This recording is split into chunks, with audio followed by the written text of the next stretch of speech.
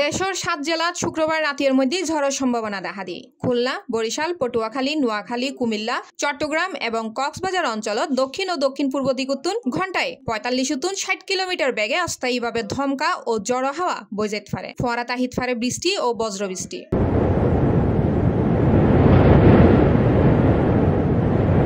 আবহাওয়ার এই পূর্বাভাস শুক্রবার বিয়েলে ৩টাতুন রাতে ১টা পর্যন্ত সময় উল্লেখ দেওয়াই দেশের অভ্যন্তরীণ নদী বন্দর গিনুত ১ নম্বর সতর্ক সংকেত দেখাইতে হওয়াই। আবহাওয়াবিদ জানাই ঝড়ের সময় কিছু এলাকাতে স্থানীয়ভাবে ধমকা হওয়া ও বজ্রপাতের সম্ভাবনা রই। নদীপথত চলাচলকারী জেলে হলে সতর্কতা হন। স্থানীয় প্রশাসন ও প্রশাসনিক কর্মকর্তা হলে প্রয়োজনীয় প্রস্তুতি লইতে নির্দেশ দেওয়াই। আবহাওয়াবিদ হর এ ধরনের ঝড়ের সময় সাধারণ মানুষ হতে নিজ নিজ নিরাপত্তা নিশ্চিত গরম পড়ব। গৃহস্থালী প্রয়োজনীয় প্রস্তুতি, বৃষ্টির সম্ভাবনা ক্ষতিরোধে সজাগ তাহন এবং নদীপথে অপ্রয়োজনীয় যাত্রা এড়াই চলন অত্যন্ত জরুরি।